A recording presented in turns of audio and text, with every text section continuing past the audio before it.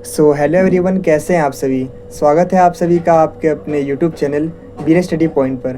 तो आज की इस वीडियो में हम बात करने वाले हैं भारतीय शासन एवं राजनीति के बारे में। तो आज की ये वीडियो एनईपी के सेकंड सेमेस्टर के स्टूडेंट्स के लिए काफ़ी ज़्यादा इंपॉर्टेंट होने वाली है, क्योंकि आज की इस वीडियो में हम इस बुक को कंप्लीट डिस्कस करने वाले हैं, जिसमें सबसे पहले हम ये देखेंगे कि अभी तक आपके एग्ज़ाम में इस बुक से किस किस टाइप से क्वेश्चन पूछे गए हैं, यानी जितने भी जो प्रीवियस ईयर क्वेश्चन हैं उन्हें डिस्कस करेंगे।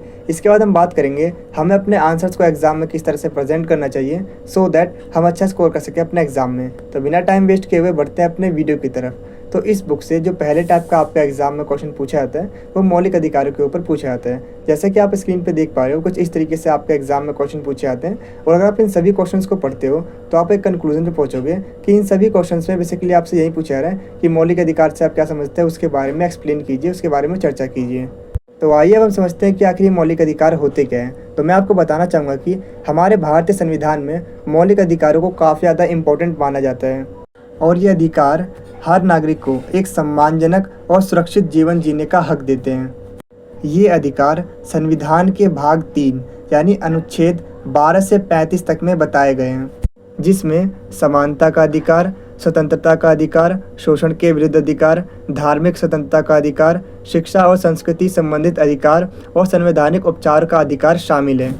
इसके अलावा मैं आपको बताना चाहूँगा कि पहले हमारे संविधान में सिर्फ 7 मौलिक अधिकार थे, लेकिन 1978 में 49वें संविधान संशोधन के बाद संपत्ति के अधिकार को हटाकर सिर्फ कानूनी अधिकार बना दिया गया, और हमारी न्यायपालिका यानी अदालतें इन अधिकारों की रक्षा करती हैं। तो आइए अब हम भारतीय संविधान के द्वारा प्रदान की गई जो मौलिक अधिकार है उनको थोड़ा सा और डिटेल में समझते हैं, जिसमें सबसे पहले हम बात करेंगे समानता के अधिकार के बारे में। और समानता का जो अधिकार है वो अनुच्छेद 14 से लेकर 18 तक में बताया गया है। तो अनुच्छेद 14 कहता है कानून के समक्ष सभी समान हैं। इसका मतलब है कि भारत में हर व्यक्ति को कानून की नज़र में समान माना जाएगा। किसी के भी साथ जाति, धर्म, लिंग या भाषा या उसके क्षेत्र के आधार पर भेदभाव नहीं किया जाएगा। अनुच्छेद 15 है भेदभाव का निषेध। इस अनुच्छेद के अनुसार राज्य किसी भी नागरिक के साथ जाति, धर्म, लिंग, रंग या जन्म स्थान के आधार पर भेदभाव नहीं कर सकता। अनुच्छेद 16 है सार्वजनिक रोजगार में अवसर की समानता। इस अनुच्छेद के अनुसार सभी नागरिकों को सरकारी नौकरियों और सेवाओं में बराबर का मौका मिलेगा। किसी के भी साथ धर्म, जाति, लिंग या जन्मस्थान के आधार पर भेदभाव नहीं किया जाएगा। अनुच्छेद 17 है अस्पृश्यता का अंत। इस अनुच्छेद के अनुसार अस्पृश्यता यानी छुआछूत को पूरी तरह से समाप्त कर दिया गया है, और ये कानूनी दंडनीय अपराध है। अनुच्छेद 18 है उपाधियों का अंत। तो इस अनुच्छेद के अनुसार भारत में सरकार किसी भी नागरिक को किसी भी तरह की उपाधि यानी टाइटल नहीं दे सकती, जैसे सर, राजा, नवाब एक्सेट्रा। इसका ऑब्जेक्टिव समानता को बनाए रखना है। तो आइए हम बात करते हैं स्वतंत्रता के अधिकार के बारे में, जिसका उल्लेखन अनुच्छेद 19 से लेकर 22 तक में किया गया है। तो मैं आपको बताना चाहूँगा कि अनुच्छेद 19 के तहत भारत के नागरिकों को 6 तरह की स्वतंत्रताएँ दी गई है, ताकि वो अपनी ज़िंदगी को स्वतंत्र रूप से जी सकें। जिसमें पहली है अभिव्यक्ति की स्वतंत्रता, यानी अपनी बात को बोलने और लिखने का अधिकार। सेकंड है शांतिपूर्ण सभा करने की स्वतंत्रता, मतलब बिना हिंसा के इकट्ठा होने का अधिकार। तीसरा है संगठन या यूनियन बनाने की स्वतंत्रता। फोर्थ है देश में कहीं भी घूमने की आज़ादी। फिफ्थ है कहीं भी बसने की स्वतंत्रता। और लास्ट है कानूनी तरीके से कोई भी बिजनेस या पेशा यानी प्रोफेशन करने की आज़ादी। अनुच्छेद 20 में सजा से संबंधित संरक्षण के अधिकार के बारे में बताया गया है। तो मैं आपको बताना चाहूँगा कि ये अनुच्छेद नागरिकों को आपराधिक मामले में 3 तरह की सुरक्षा देता है, ताकि उनके साथ अन्याय न हो। पहली है एक अपराध की सिर्फ एक ही सज़ा होगी, यानी एक अपराध के लिए बार बार सज़ा नहीं दी जा सकती। सेकंड है अपराध के टाइम पर जो कानून था उसी के अकॉर्डिंग सज़ा दी जाएगी। और थर्ड है किसी को भी खुद के खिलाफ गवाही देने के लिए मजबूर नहीं किया जा सकता। अनुच्छेद 21 में जीवन और व्यक्तिगत स्वतंत्रता के अधिकार के बारे में बताया गया है। तो इस अनुच्छेद के अनुसार हर व्यक्ति को जीने का अधिकार है, और उसे सम्मानपूर्वक जीवन जीने की स्वतंत्रता मिलती है। अनुच्छेद 21 में शिक्षा के अधिकार के बारे में बताया गया है। ये अनुच्छेद कहता है कि सरकार 6 से लेकर 14 वर्ष तक के उम्र के सभी बच्चों के लिए मुफ्त और अनिवार्य शिक्षा प्रदान करेगी। अनुच्छेद 22 में गिरफ्तारी से संबंधित संरक्षण के अधिकार के बारे में बताया गया है। यह अनुच्छेद नागरिकों को कुछ विशेष परिस्थितियों में गिरफ्तारी के समय सुरक्षा प्रदान करता है ताकि उनके साथ अन्याय न हो। अगर मैं एग्जाम्पल की बात करूं, जैसे किसी भी गिरफ्तार व्यक्ति को 24 घंटे के अंदर मजिस्ट्रेट के सामने पेश करना जरूरी है। उसे वकील रखने और कानूनी सलाह लेने का अधिकार होता है। तो आइए हम बात करते हैं शोषण के विरुद्ध अधिकार के बारे में, जिसके बारे में हमारे संविधान में अनुच्छेद 23 से लेकर 24 तक में बताया गया है। अनुच्छेद 23 है मानव तस्करी और जबरन मजदूरी पर प्रतिबंध। तो ये अनुच्छेद कहता है कि मानव की खरीद फरोख्त पूरी तरीके से निषेध है। जबरदस्ती करना भी एक कानूनी अपराध है। अनुच्छेद 24 है बाल श्रम पर प्रतिबंध। तो मैं आपको बताना चाहूँगा कि इस अनुच्छेद के अनुसार 14 साल से कम उम्र के बच्चों से कारखानों, खदानों या किसी खतरनाक जगह पे काम करवाना बिल्कुल ही प्रतिबंध है। तो आइए हम बात करते हैं धार्मिक स्वतंत्रता के अधिकार के बारे में, जिसके बारे में हमारे संविधान में अनुच्छेद 25 से 28 में बताया गया है। तो मैं आपको बताना चाहूँगा कि इस अनुच्छेद के अनुसार हर नागरिक को अपने धर्म को मानने और उसका पालन करने और उसका प्रचार करने की पूरी आज़ादी है। तो आइए हम आगे बढ़ते हैं अपने अगले अधिकार की तरफ, जो कि संस्कृति और शिक्षा संबंधित अधिकार है, जिसके बारे में हमारे संविधान में अनुच्छेद 29 से 30 में बताया गया है। तो अनुच्छेद 29 है संस्कृति, भाषा और लिपि को सुरक्षित रखने का अधिकार। इस अनुच्छेद के अनुसार हर व्यक्ति या समुदाय अपनी भाषा, लिपि और संस्कृति को सुरक्षित यानी बचाने का अधिकार होता है उसके पास। अनुच्छेद 30 है शैक्षणिक संस्थान को स्थापित करने का अधिकार। तो इस अनुच्छेद के अनुसार हर समुदाय को अपनी भाषा, धर्म या संस्कृति के अनुसार शैक्षणिक संस्थान जैसे स्कूल, कॉलेज को स्थापित करने और उसे चलाने का पूरा अधिकार है। तो आइए अब हम आगे बढ़ते हैं अपने अगले अधिकार की तरफ, जो कि है संवैधानिक उपचारों का अधिकार, जिसके बारे में अनुच्छेद 32 में बताया गया है। तो मैं आपको बताना चाहूँगा कि अनुच्छेद 32 को मौलिक अधिकारों का रक्षक माना जाता है। इसके अलावा डॉक्टर भीमराव अंबेडकर ने इसे संविधान की हृदय यानी हार्ट और आत्मा कहा है। तो इस अधिकार के अकॉर्डिंग अगर किसी व्यक्ति का मौलिक अधिकार छीन लिया जाता है तो वो सीधे सुप्रीम कोर्ट या हाई कोर्ट में जा सकता है। इसके अलावा सुप्रीम कोर्ट 5 तरह के रिट यानी आदेश को जारी कर सकता है। पहला है बंदी प्रत्यक्षीकरण, दूसरा है परमादेश, तीसरा है अधिकार प्रेक्षा, चौथा है उत्प्रेक्षण और पांचवा है प्रतिषेध।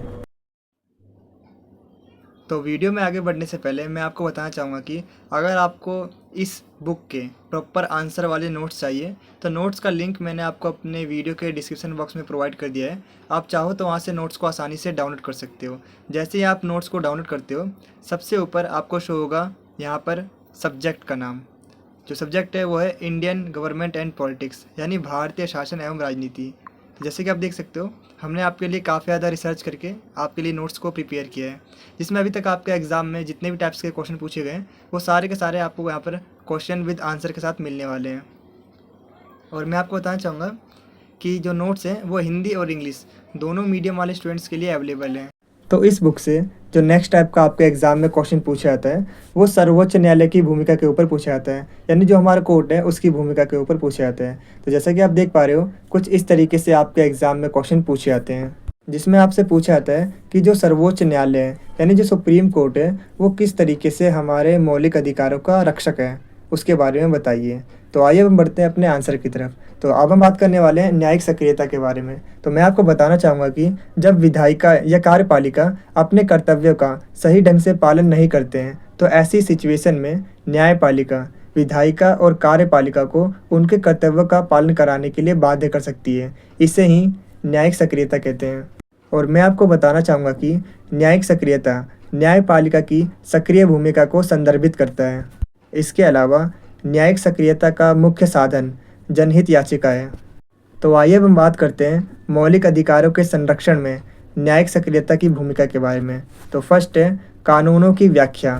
तो मैं आपको बताना चाहूँगा कि न्यायाधीश संविधान में निहित मौलिक अधिकारों की व्याख्या को व्यापक बनाने के लिए न्यायिक सक्रियता का उपयोग करते हैं। उदाहरण के लिए न्यायालय ने अभिव्यक्ति की स्वतंत्रता, समानता, सभा की स्वतंत्रता और संघ बनाने की स्वतंत्रता जैसे अधिकार को व्यापक बनाने के लिए न्यायिक सक्रियता का उपयोग किया है। नेक्स्ट है असंवैधानिक कानूनों को रद्द करना। तो मैं आपको बता दूं कि न्यायपालिका उन कानूनों को रद्द कर सकती है जो मौलिक अधिकारों का उल्लंघन करते हो। जैसे न्यायपालिका ने सती प्रथा को गैर कानूनी घोषित कर दिया क्योंकि ये मौलिक अधिकारों का उल्लंघन करता है, भले ही ये एक धार्मिक रीति रिवाज था। नेक्स्ट है सरकार को निर्देश जारी करना। तो मैं आपको बता दूं कि न्यायालय सरकार को अधिकारों को लागू करने के लिए निर्देश जारी कर सकती है। उदाहरण के लिए शिक्षा का अधिकार। न्यायालय ने सरकार को प्राथमिक शिक्षा को मुफ्त और अनिवार्य बनाने के लिए दिशा निर्देश दिए। खाद्य सुरक्षा। न्यायालय ने सरकार को सार्वजनिक वितरण प्रणाली के माध्यम से भोजन तक पहुंच सुनिश्चित करने के लिए दिशा निर्देश दिए। नेक्स्ट पॉइंट है सामाजिक न्याय को बढ़ावा देना। तो मैं आपको बताना चाहूँगा कि न्यायालय सामाजिक न्याय और समानता को बढ़ावा देने के लिए न्यायिक सक्रियता का उपयोग करते हैं। उदाहरण के लिए न्यायालय ने लैंगिक समानता और महिलाओं के अधिकार को बढ़ावा देने के लिए फैसले सुनाए हैं। तो आइए हम बात करते हैं भारत के संविधान के संरक्षक के रूप में सर्वोच्च न्यायालय की क्या भूमिका है, या फिर आप कह सकते हो मौलिक अधिकारों की रक्षा में न्यायालय की क्या भूमिका है। तो मैं आपको बता दूं कि न्यायपालिका विशेष रूप से सर्वोच्च न्यायालय को संविधान का संरक्षक माने जाते हैं। इसके अलावा भारत में नागरिकों के मौलिक अधिकारों की रक्षा में न्यायपालिका महत्वपूर्ण भूमिका निभाती है। न्यायपालिका नागरिकों को मौलिक अधिकारों की गारंटी देता है और उनकी रक्षा करता है। तो फर्स्ट पॉइंट है न्यायिक पुनरावलोकन की शक्ति। तो सर्वोच्च न्यायालय के पास यह तय करने की शक्ति है कि कोई कानून संविधान के अनुरूप है या नहीं। यदि विधायिका अथवा कार्यपालिका किसी ऐसे कानून को पारित कर देती है जो संवैधानिक मूल्यों की अवहेलना करते हो, तो ऐसी सिचुएशन में न्यायपालिका संवैधानिक मूल्यों की अवहेलना करता है। इसके अलावा न्यायपालिका उस कानून को रद्द कर सकता है या फिर उसे असंवैधानिक करार कर सकता है। मैं आपको बताना चाहूँगा कि न्यायिक पुनरावलोकन की ये शक्ति न्यायपालिका को संविधान की सर्वोच्चता बनाए रखने और किसी को भी मनमानी करने से नागरिकों के अधिकार को बचाने में मदद करती है। नेक्स्ट पॉइंट है मौलिक अधिकारों के संरक्षण की शक्ति। सर्वोच्च न्यायालय भारत के नागरिकों के मौलिक अधिकारों की रक्षा करता है। यदि किसी व्यक्ति के मौलिक अधिकारों का उल्लंघन होता है तो वह व्यक्ति अनुच्छेद 32 के तहत अपने मौलिक अधिकारों की रक्षा के लिए सर्वोच्च न्यायालय या उच्च न्यायालय में जा सकता है। इसीलिए डॉक्टर भीमराव अम्बेडकर ने अनुच्छेद 32 को संविधान का सबसे महत्वपूर्ण अनुच्छेद और संविधान की आत्मा एवं हृदय कहा है। नेक्स्ट है कानूनों की व्याख्या। तो मैं आपको बताना चाहूँगा कि न्यायपालिका को भारतीय संविधान की व्याख्या करने का अधिकार है। सर्वोच्च न्यायालय भारत के संविधान का अंतिम व्याख्या करता है। इसका मतलब ये है कि यदि कानून या सरकारी कार्रवाई की संवैधानिकता को लेकर कोई विवाद होता है तो सर्वोच्च न्यायालय का फैसला अंतिम फैसला होगा। नेक्स्ट है सरकार का नियंत्रण। सर्वोच्च न्यायालय सरकार की शक्तियों पर नियंत्रण रखती है और ये सुनिश्चित करती है कि सरकार संविधान के अनुसार ही कार्य करे और अपनी शक्तियों का दुरुपयोग न करे। नेक्स्ट है उपचार प्रदान करना। तो न्यायालय उन व्यक्तियों को क्षतिपूर्ति या अन्य प्रकार की राहत प्रदान कर सकते हैं जिनके मौलिक अधिकारों का उल्लंघन किया हो। नेक्स्ट है रिट जारी करना। न्यायालय नागरिकों को मौलिक अधिकारों के उल्लंघन से बचाने के लिए विभिन्न प्रकार के रिट जारी कर सकते हैं, जैसे बंदी प्रत्यक्षीकरण, परमादेश, प्रतिषेध, उत्प्रेक्षण और अधिकार परीक्षा। इसके अलावा अनुच्छेद 32 के तहत सर्वोच्च न्यायालय रिट जारी कर सकता है और अनुच्छेद 226 के तहत उच्च न्यायालय को भी रिट जारी करने का अधिकार है। नेक्स्ट पॉइंट है अल्पसंख्यकों और हाशिए पर पड़े समूहों की रक्षा करना। तो मैं आपको बता दूं कि न्यायपालिका अल्पसंख्यकों और हाशिए पर पड़े समूहों के अधिकारों की रक्षा करने के लिए महत्वपूर्ण भूमिका निभाती है। उदाहरण के लिए न्यायालय ऐसे कानूनों को रद्द कर सकती है जो जातिवाद, धर्म पर आधारित हो या इससे किसी को भेदभाव होती हो। तो इस बुक से जो नेक्स्ट आपके एग्जाम में क्वेश्चन पूछे जाते हैं वो वर्ग की संरचना के ऊपर पूछे जाते हैं। तो जैसे कि आप अपने स्क्रीन पर देख पा रहे हो, कुछ इस तरीके से आपके एग्जाम में क्वेश्चन पूछे जाते हैं और इसका जो आंसर है वो आपको हमारे PDF के अंदर मिल जाएगा। जो PDF का लिंक है वो वीडियो के डिस्क्रिप्शन बॉक्स में, आप वहाँ से डाउनलोड करके आसानी से उसे रीड कर सकते हैं। तो आइए हम बढ़ते हैं अपने अगले क्वेश्चन की तरफ। तो नेक्स्ट आपके जो एग्जाम में क्वेश्चन पूछे जाते हैं वो सांप्रदायिकता के ऊपर पूछे जाते हैं। तो जैसे कि आप देख पा रहे हो, कुछ इस तरीके से आपके एग्जाम में क्वेश्चन पूछे जाते हैं सांप्रदायिकता को लेके। अगर आप इन सभी क्वेश्चंस को पढ़ते हो तो आप एक कंक्लूजन पे पहुंचोगे कि इन सभी क्वेश्चंस में बेसिकली हमें यही बताना है कि सांप्रदायिकता होती क्या है और लोकतंत्र के लिए एक बहुत बड़ी चुनौती है कैसे, या फिर ये लोकतंत्र के एक बहुत बड़ा खतरा है कैसे, उसके बारे में एक्सप्लेन कीजिए। तो आइए हम समझते हैं कि आखिर सांप्रदायिकता होती क्या है। तो मैं आपको बताना चाहूँगा कि सांप्रदायिकता एक सामाजिक राजनीतिक विचारधारा है जो धर्म, जाति के आधार पर लोगों को विभाजित करती है, बांटती है। ये विचारधारा किसी विशेष धर्म, समुदाय को सर्वोपरि मानता है और अन्य धर्मों या समुदायों के प्रति नकारात्मक दृष्टिकोण को रखता है। ये विचारधारा लोगों के बीच विभाजन और भेदभाव को बढ़ावा देती है, जिसके परिणाम स्वरूप समाज में तनाव, हिंसा और दंगे बढ़ सकते हैं। तो आइए हम बात करते हैं कि सांप्रदायिकता के स्टार्टिंग के क्या क्या कारण थे, किन रीज़न की वजह से भारत में जो सांप्रदायिकता है वो फैली है, उसके बारे में डिस्कस करते हैं। तो इसका पहला पॉइंट है वो है ऐतिहासिक कारक। तो भारत में सांप्रदायिकता औपनिवेशिक काल से ही है। जब अंग्रेज़ों ने फूट डालो और शासन करो की नीति को अपनाया था, अंग्रेज़ों ने विभिन्न धार्मिक समुदायों के बीच मतभेदों को बढ़ावा दिया, जिससे सांप्रदायिकता, विभाजन और अविश्वास की भावना पैदा हुई। नेक्स्ट है राजनीतिक कारक। कुछ राजनीतिक दल वोट हासिल करने के लिए सांप्रदायिक भावनाओं का इस्तेमाल करते हैं। नेक्स्ट है शिक्षा और जागरूकता की कमी। शिक्षा और जागरूकता की कमी लोगों में सांप्रदायिक तनाव को बढ़ावा देने में महत्वपूर्ण भूमिका निभाती है। नेक्स्ट है सामाजिक आर्थिक कारक। गरीबी, बेरोजगारी और असमानता जैसी सामाजिक आर्थिक समस्याएं भी सांप्रदायिक तनाव को जन्म देती हैं, जिससे संघर्ष और हिंसा हो सकती है। तो आइए हम बात करते हैं भारत में सांप्रदायिकता के विकास के विभिन्न चरणों के बारे में।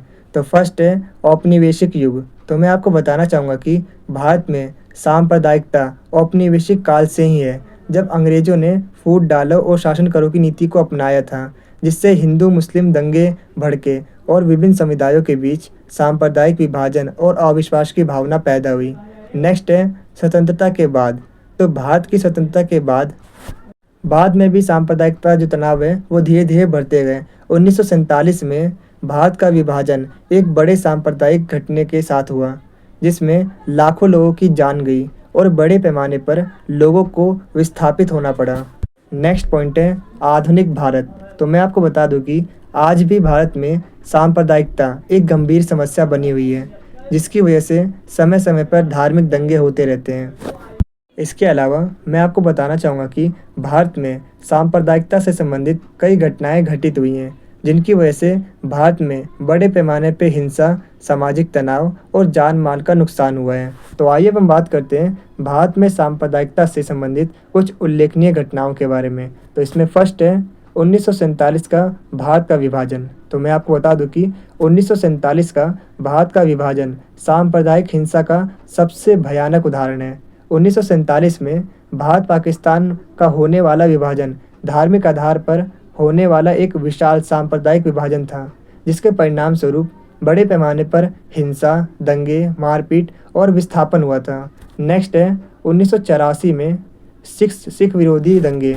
तो मैं आपको बता दूं कि 1984 में प्रधानमंत्री इंदिरा गांधी के सिख अंगरक्षक ने प्रधानमंत्री इंदिरा गांधी की हत्या कर दी, जिसके बाद पूरे भारत में सिखों के खिलाफ भयंकर दंगे हुए। इन दंगों में हजारों सिख मारे गए और काफ़ी ज़्यादा संपत्ति का नुकसान हुआ। नेक्स्ट है 1985 का शाहबानो मामला। 1985 में 62 वर्षीय मुस्लिम महिला शाहबानो ने अपने गुजरे भत्ते की मांग के लिए सुप्रीम कोर्ट में अपील की, जिसके बाद सुप्रीम कोर्ट ने भी शाहबानो के पक्ष में फैसला सुनाया, लेकिन पुरातनपंथी मुसलमानों ने इस फैसले को मुस्लिम पर्सनल लॉ में सुप्रीम कोर्ट का हस्तक्षेप माना। नेक्स्ट है 1992 का बाबरी मस्जिद विध्वंस। तो यूपी में अयोध्या में 16वीं सदी में बनी बाबरी मस्जिद को हिंदू संप्रदाय के लोगों ने ये दावा करते हुए ध्वस्त कर दिया था कि ये भगवान राम के जन्म स्थान पर बनाई गई थी। इस घटना के बाद देश भर में सांप्रदायिक दंगे हुए, जिसमें सैकड़ों लोगों की जान चली गई। नेक्स्ट है 2002 का गुजरात दंगा। गुजरात के गोधरा रेलवे स्टेशन पर एक बोगी में आग लगाकर 56 हिंदुओं को जला दिया गया, जिसके बाद गुजरात में बड़े पैमाने पर हिंदू मुस्लिम समुदायों के बीच दंगे हुए, जिसमें 1000 से ज़्यादा लोग मारे गए। नेक्स्ट है 2020 में दिल्ली दंगा। तो नागरिकता संशोधन अधिनियम के खिलाफ विरोध प्रदर्शन करने के दौरान उत्तर पूर्वी दिल्ली में सांप्रदायिक हिंसा और दंगे हुए। इन दंगों में मुस्लिम समुदायों को काफ़ी ज़्यादा नुकसान हुआ। इसके अलावा मुस्लिम समुदायों को निशाना बनाया गया। और इस दंगे में 50 से ज़्यादा लोग मारे गए और इसमें संपत्ति का भी काफ़ी ज़्यादा नुकसान हुआ। नेक्स्ट अब हम बात करते हैं सांप्रदायिकता। लोकतंत्र के समक्ष एक गंभीर चुनौती है, क्योंकि ये लोकतंत्र के मूल सिद्धांतों और मूल्यों को कमज़ोर करता है और लोकतंत्र के लिए गंभीर चुनौती भी पैदा कर सकता है। तो इसमें फर्स्ट पॉइंट है हमारा सामाजिक विभाजन और ध्रुवीकरण। तो सांप्रदायिकता विभिन्न समुदायों के बीच अविश्वास, घृणा, दुश्मनी, हिंसा, अशांति और दंगे को बढ़ावा देती है। सांप्रदायिकता समाज को धार्मिक या जातीय आधार पर विभाजित करती है, जिससे समाज का ध्रुवीकरण होता है। नेक्स्ट है धर्मनिरपेक्षता को खतरा। तो मैं आपको बता दूं कि सांप्रदायिकता भारत जैसे धर्मनिरपेक्षता राष्ट्र के लिए एक गंभीर खतरा है, क्योंकि भारत एक धर्मनिरपेक्ष राज्य है जो धार्मिक स्वतंत्रता की गारंटी देता है और धार्मिक भेदभाव को रोकता है। वहीं दूसरी ओर धर्मनिरपेक्षता जातिगत अथवा धार्मिक भेदभाव को बढ़ावा देता है। नेक्स्ट पॉइंट है हमारा हिंसा और संघर्ष। तो मैं आपको बता दूं कि सांप्रदायिकता विभिन्न समुदायों के बीच अविश्वास, घृणा, दुश्मनी, हिंसा और दंगे को बढ़ावा देता है, जिससे जान माल का नुकसान होता है और कानूनी व्यवस्था बाधित होती है और इससे कई प्रकार की भावनाओं को ठेस पहुंचती है और लोकतंत्र को खतरा होता है। नेक्स्ट पॉइंट है वोट बैंक की राजनीति। कुछ राजनीतिक दल या नेता वोट हासिल करने के लिए सांप्रदायिक भावनाओं का इस्तेमाल करते हैं और वोट बैंक की राजनीति को बढ़ावा देते हैं और इस प्रकार जो राजनीति होती है वो लोकतंत्र के लिए खतरा बन सकती है। नेक्स्ट है अल्पसंख्यकों का उत्पीड़न और मानवाधिकारों का हनन। सांप्रदायिक भावनाएं अक्सर अल्पसंख्यक समुदायों को भेदभाव, हिंसा और उत्पीड़न का शिकार बना देती है, जिससे अल्पसंख्यक समुदायों में अलगाव की भावना पैदा हो सकती है, जो लोकतंत्र और मानवाधिकारों के लिए एक बड़ा खतरा है। तो इस बुक से जो नेक्स्ट टाइप का आपके एग्जाम में क्वेश्चन पूछा जाता है वो पूछा जाता है कि भारतीय संविधान की जो प्रमुख विशेषता है उसके बारे में बताइए। तो जैसा कि आप स्क्रीन पे देख पा रहे हो, कुछ इस तरीके से आपके एग्जाम में क्वेश्चन पूछे जाते हैं। तो आइए हम बढ़ते हैं अपने आंसर की तरफ, जिसमें सबसे पहले हम बताएंगे कि आखिर संविधान होता क्या है। तो मैं आपको बता दूं कि संविधान किसी भी देश का सर्वोच्च कानून होता है जो सभी के लिए समान होता है, जिसका पालन देश के सभी नागरिकों के द्वारा किया जाता है। संविधान एक जीवंत दस्तावेज है जो समाज की आवश्यकताओं और परिस्थितियों के अनुसार अपने आप में परिवर्तन जारी रखता है। तो आइए हम बात करते हैं हमारे भारतीय संविधान के बारे में। तो भारतीय संविधान एक लिखित दस्तावेज है जो देश की शासन व्यवस्था के संचालन के लिए नियम कानूनों का एक समूह है, जिसका पालन देश के सभी नागरिकों के द्वारा किया जाता है। तो आइए हम बात करते हैं भारतीय संविधान की विशेषताओं के बारे में। तो मैं आपको बताना चाहूँगा कि भारतीय संविधान सभा की पहली बैठक 9 दिसंबर 1946 में हुई थी और 26 नवंबर 1949 तक भारतीय संविधान पूरी तरह से बनकर तैयार हो गया था, जिसे बनने में कुल 2 साल 11 महीने और 18 दिनों का समय लगा था। अंततः भारतीय संविधान को 26 जनवरी 1950 को लागू किया गया। तो आइए हम बात करते हैं इसकी विशेषताओं के बारे में। तो इसकी पहली विशेषता है मौलिक अधिकार। तो भारतीय संविधान में मौलिक अधिकार सबसे महत्वपूर्ण तत्व हैं, जिसका प्रावधान भारतीय संविधान के भाग 3 अनुच्छेद 12 से 35 में किया गया है, जिसमें समानता का अधिकार, स्वतंत्रता का अधिकार, शोषण के विरुद्ध अधिकार, धार्मिक स्वतंत्रता का अधिकार, शिक्षा और संस्कृति संबंधित अधिकार और संवैधानिक उपचारों के अधिकार शामिल हैं। नेक्स्ट है धर्मनिरपेक्षता। धर्मनिरपेक्षता का अर्थ होता है भारत में कोई भी व्यक्ति किसी भी धर्म को अपना सकता है। भारत का कोई राजकीय धर्म नहीं है, क्योंकि भारत ने किसी भी एक धर्म को राजकीय धर्म की मान्यता नहीं दी। भारत एक धर्मनिरपेक्ष प्रकृति वाला राज्य है, जिसमें सभी धर्मों को समान महत्व और सम्मान दिया जाता है। नेक्स्ट है स्वतंत्र और निष्पक्ष चुनाव। भारत में स्वतंत्र और निष्पक्ष चुनाव होते हैं, जिसमें जनता सार्वभौमिक व्यस्त मताधिकार का यूज़ करके अपने रिप्रेजेंटेटिव को चुनती है। नेक्स्ट है स्वतंत्र और निष्पक्ष न्यायपालिका। भारत में स्वतंत्र और निष्पक्ष न्यायपालिका है जो बिना किसी के दबाव में आकर स्वतंत्र रूप से कार्य करती है। न्यायपालिका संविधान और नागरिकों के मौलिक अधिकारों की रक्षा करती है। यदि किसी व्यक्ति के मौलिक अधिकारों का उल्लंघन या हनन होता है तो वो व्यक्ति न्यायालय जा सकता है। न्यायपालिका संवैधानिक मूल्य की अवहेलना करने वाले कानूनों को रद्द या फिर असंवैधानिक करार कर सकती है। नेक्स्ट है एकल नागरिकता। भारत में एकल नागरिकता का प्रावधान है, जो कि भारतीय संविधान की विशेषता है। नेक्स्ट है सबसे लंबा और लिखित संविधान। भारतीय संविधान दुनिया के सभी लिखित संविधानों में सबसे लंबा और लिखित संविधान है, जिसमें 25 भाग, 12 अनुसूचियाँ और 448 अनुच्छेद शामिल हैं। नेक्स्ट है संपूर्ण प्रभुत्व संपन्न लोकतंत्रात्मक गणराज्य। भारत एक पूरा स्वतंत्र और लोकतंत्रात्मक गणराज्य है, जहाँ देश का नेता जनता के द्वारा सीधे चुना जाता है। असली ताकत जनता के पास होती है और भारत अपने फैसले खुद ले सकता है, किसी के दबाव में नहीं। नेक्स्ट है संसदीय व्यवस्था। भारत ने संसदीय प्रणाली ब्रिटेन से ली है, जिसमें जनता के चुने हुए प्रतिनिधि सरकार बनाते हैं और जनता के हित में कानून बनते हैं। इस सिस्टम में प्रधानमंत्री सरकार का मुखिया होता है। नेक्स्ट है संघीय प्रणाली। भारत ने संघीय प्रणाली कनाडा से ली है, जिसमें पावर केंद्र और राज्यों में बटी होती है ताकि बैलेंस बना रहे। संविधान की 7वीं अनुसूची में 3 लिस्ट हैं, केंद्रीय सूची, राज्य सूची और समवर्ती सूची, जो बताती है कि किसका काम क्या है।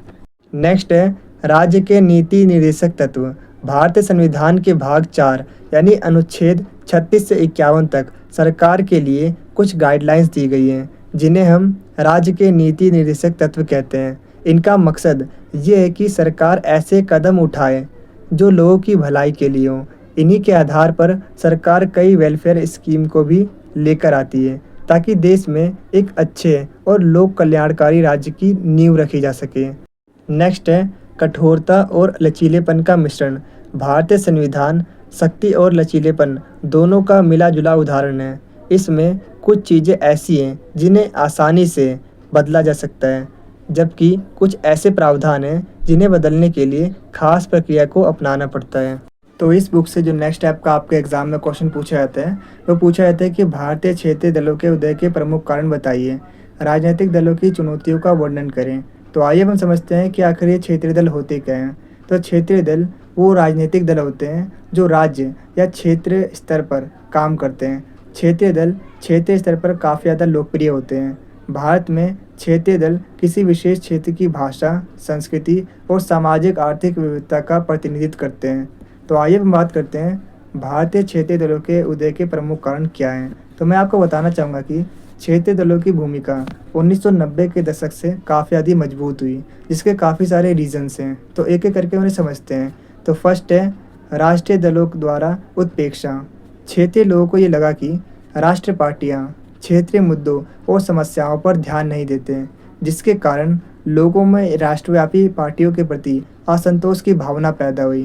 क्षेत्रीय दलों ने इन मुद्दों को उठाया और लोगों की आवाज़ बनकर जनता का समर्थन प्राप्त किया, और इस तरीके से वो काफ़ी ज़्यादा लोकप्रिय बनी। नेक्स्ट है भाषाई और सांस्कृतिक पहचान। क्षेत्रीय दल स्थानीय भाषा, संस्कृति और परंपराओं को बढ़ावा देते हैं और उनका प्रतिनिधित्व करते हैं, जिस कारण से क्षेत्रीय दल स्थानीय स्तर पर काफ़ी ज़्यादा लोकप्रिय बनते हैं। नेक्स्ट पॉइंट है राष्ट्रीय दलों की कमजोरियाँ। राष्ट्रीय दलों पर भ्रष्टाचार के आरोप के मुद्दों को उठाते हुए क्षेत्रीय दल स्थानीय स्तर पर लोकप्रिय बनी। तो आइए अब हम बात करते हैं राजनीतिक दलों की चुनौतियों के बारे में। तो फर्स्ट पॉइंट है आंतरिक लोकतंत्र की कमी। आंतरिक लोकतंत्र की कमी राजनीतिक दलों के समक्ष सबसे बड़ी चुनौती है, क्योंकि कई राजनीतिक पार्टियों में निर्णय लेने की प्रक्रिया में पारदर्शिता और जवाबदेही का अभाव होता है। नेक्स्ट पॉइंट है अपराधी तत्वों की बढ़ती घुसपैठ। तो मैं आपको बताना चाहूँगा कि अपराधी तत्वों की बढ़ती घुसपैठ राजनीतिक दलों के समक्ष एक बड़ी चुनौती बनकर सामने आई है। कई राजनीतिक पार्टियां ऐसे लोगों को चुनाव में उतारती हैं जिसके पास अधिक पैसा है या जिनका समाज में दबदबा है, जिस कारण राजनीतिक पार्टियों में आपराधिक पृष्ठभूमि वाले लोग भी शामिल हो रहे हैं। नेक्स्ट है लोगों में जागरूकता की कमी। लोगों में राजनीतिक जागरूकता की कमी की वजह से सही प्रत्याशी का चुनाव नहीं कर पाते, जो वर्तमान राजनीतिक दलों के समक्ष एक बड़ी चुनौती है। नेक्स्ट पॉइंट है दल बदल। ये एक आम समस्या है जहां राजनेता चुनाव जीतने के लिए दल बदलते हैं, जिससे राजनीतिक अस्थिरता पैदा होती है, जो कि बहुदलीय लोकतंत्र की सबसे बड़ी चुनौती है। नेक्स्ट है धन का प्रयोग। चुनाव जीतने के लिए कई राजनीतिक दल धन बल का प्रयोग करते हैं, जो कि चुनाव आयोग के सामने एक बड़ी समस्या है, जो कि बहुदलीय लोकतंत्र की सबसे बड़ी चुनौती है। नेक्स्ट है जातिवाद और सांप्रदायिकता। चुनाव जीतने के लिए कई राजनीतिक दल जाति और धर्म के आधार पर वोट हासिल करने का प्रयास करते हैं, जिससे सामाजिक विभाजन और तनाव पैदा हो सकता है। नेक्स्ट है वोटिंग मशीन का दुरुपयोग का भय। तो वोटिंग मशीन में भी काफ़ी अधिक गड़बड़ियाँ होती है, जिसकी वजह से सही रिजल्ट नहीं हो पाते हैं। तो इस बुक से जो नेक्स्ट टाइप का आपके एग्ज़ाम में क्वेश्चन पूछे जाते हैं, वो दलीय व्यवस्था के ऊपर पूछे जाते हैं। जैसा कि आप देख पा रहे हो, कुछ इस तरीके से आपके एग्ज़ाम में क्वेश्चन पूछे जाते हैं। अगर आप इन सभी क्वेश्चंस को पढ़ते हो तो आप एक कंक्लूजन में पहुंचोगे कि इन सभी क्वेश्चंस में बेसिकली आपसे यही पूछे जा रहे हैं कि आखिर दलीय व्यवस्था क्या है, इसकी क्या सीमाएँ हैं और इसकी क्या चुनौतियाँ हैं, उसके बारे में बताइए। तो मैं आपको बताना चाहूँगा कि विश्व के विभिन्न देशों ने अपने देश के शासन व्यवस्था को चलाने के लिए अलग अलग तरह की शासन व्यवस्था को अपनाया है। शासन व्यवस्था के जो टाइप्स हैं, उसे 3 टाइप्स में हम बांट सकते हैं। पहला है एक दलीय शासन व्यवस्था। तो अब हम बात करने वाले हैं एक दलीय शासन व्यवस्था की विशेषताओं के बारे में। तो ऐसी शासन व्यवस्था जिसमें सिर्फ एक ही राजनीतिक दल होता है और वो ही सरकार बनाता है, ऐसी शासन व्यवस्था को एक दलीय शासन व्यवस्था कहते हैं।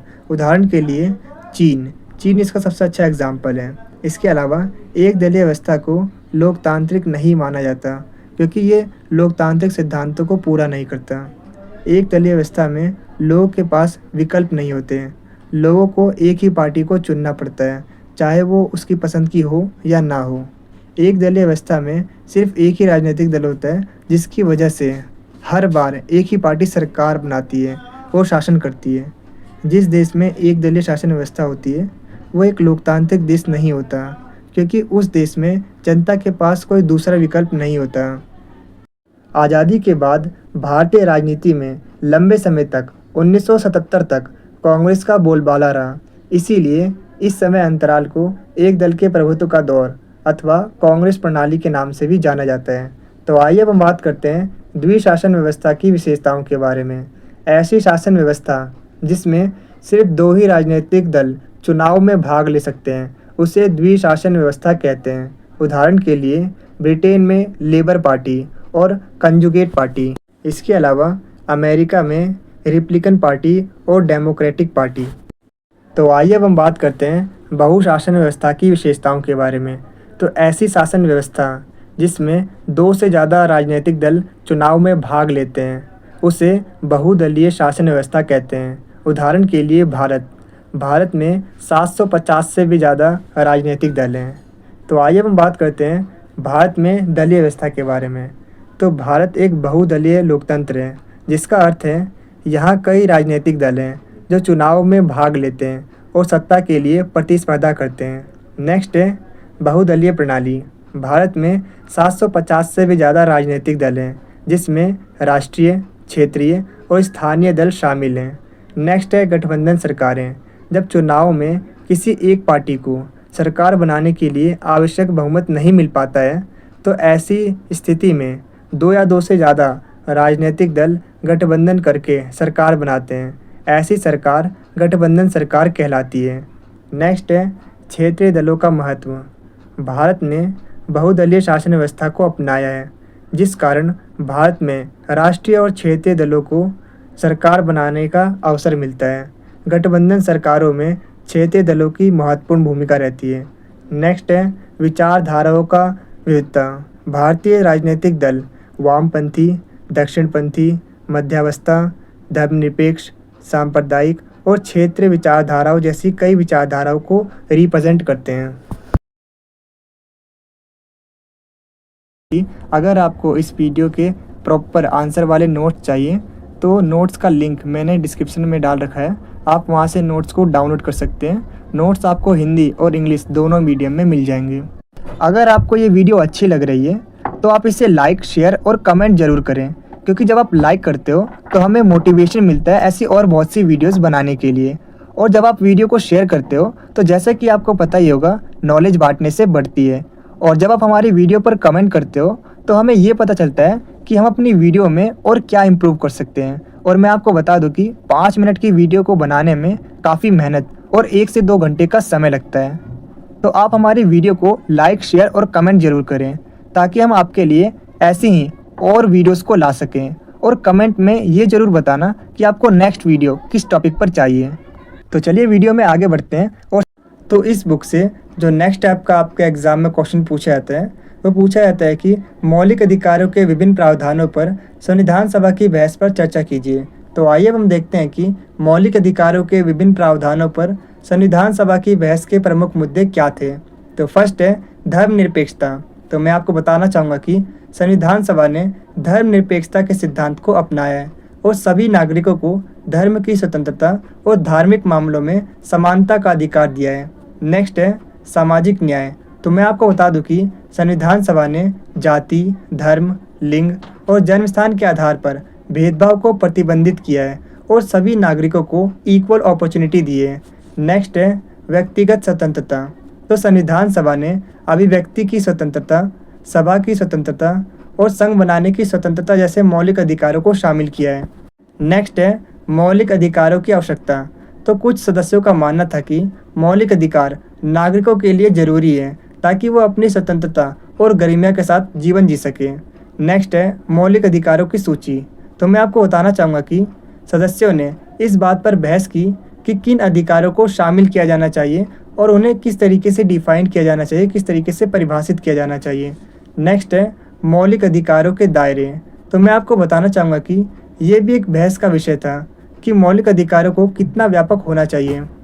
तो आइए अब हम बात करते हैं इसके विभिन्न दृष्टिकोणों के बारे में। तो सबसे पहले हम बात करेंगे कि मौलिक अधिकारों के समर्थक में कौन कौन थे। तो मैं आपको बताना चाहूँगा कि नेहरू, अंबेडकर और राजेंद्र प्रसाद जैसे सदस्यों ने मौलिक अधिकारों का समर्थन किया। उनका मानना था कि ये अधिकार नागरिकों को सशक्त बनाएंगे और लोकतंत्र को मजबूत करेंगे।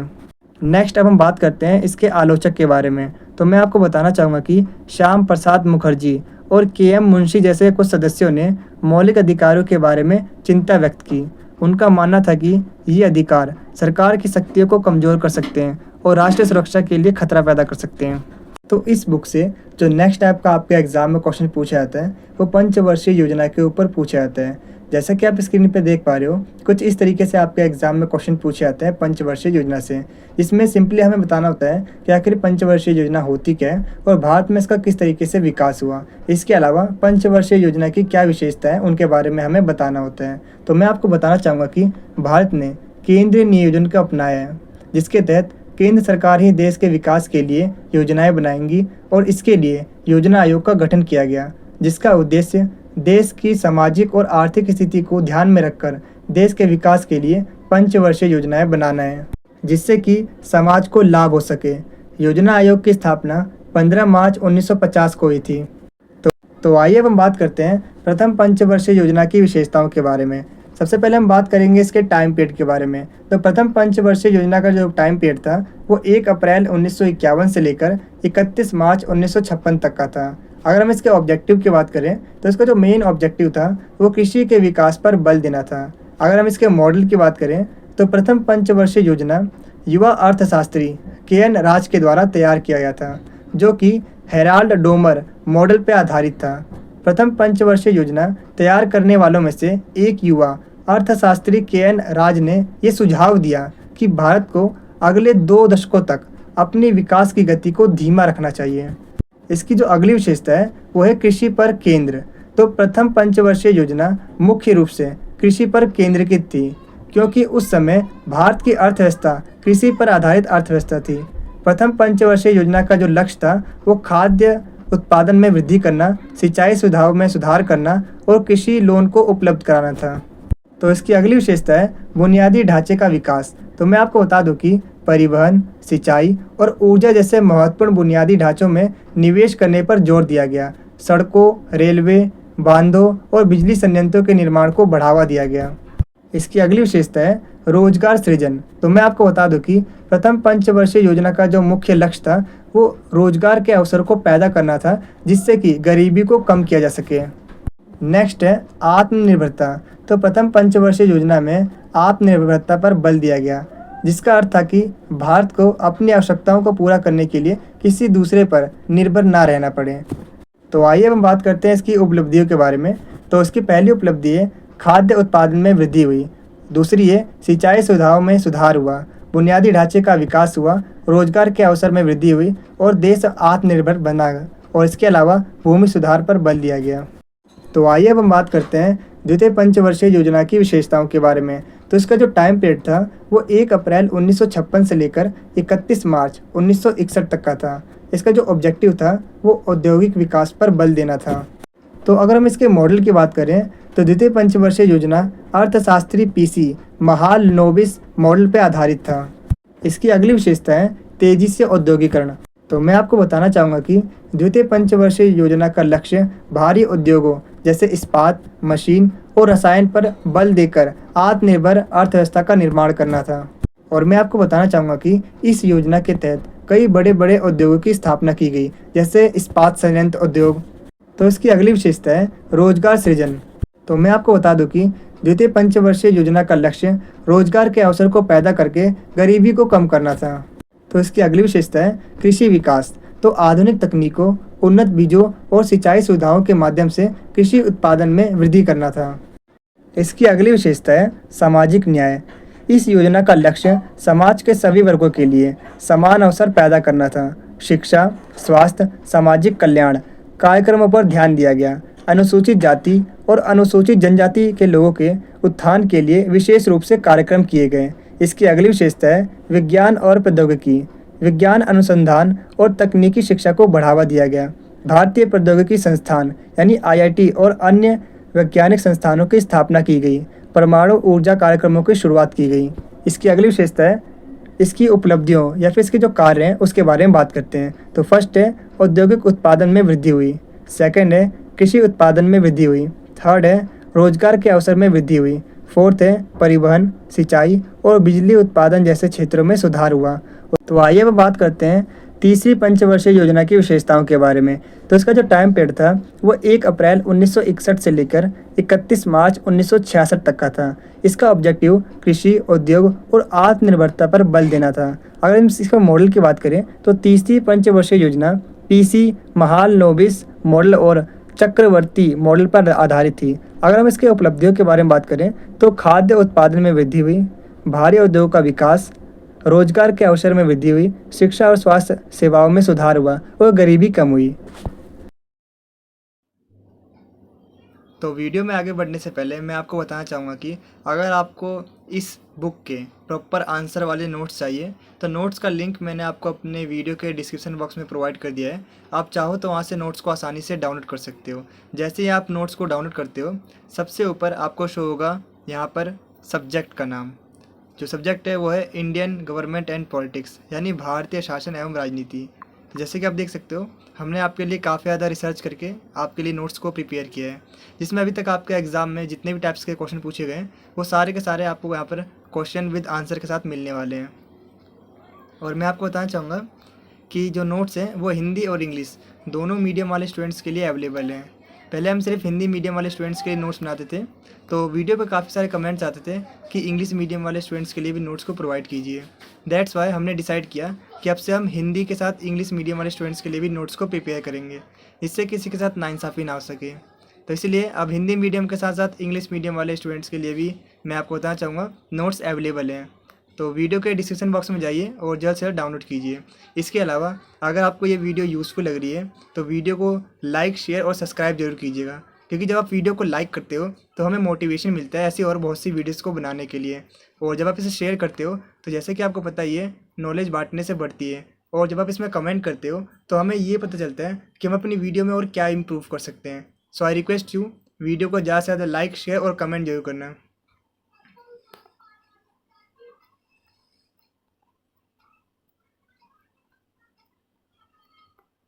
और मैं आपको बताना चाहता हूँ जो नोट्स है वो काफ़ी ज़्यादा रिसर्च करके बनाए हैं, और अगर आप इस तरीके से अपने एग्ज़ाम में लिखते हो तो आप अपने एग्ज़ाम में अच्छा स्कोर कर पाओगे।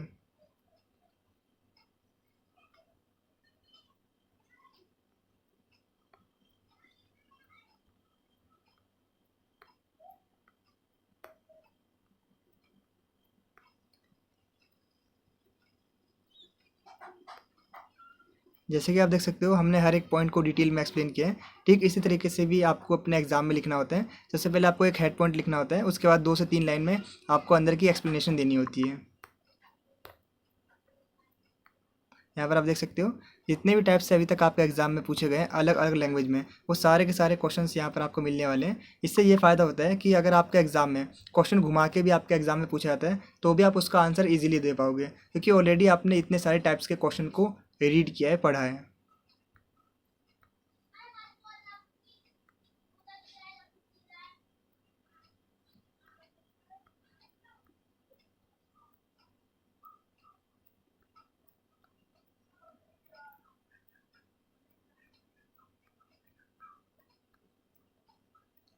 तो हिंदी मीडियम वाले नोट्स होते हैं यहाँ पे ख़त्म।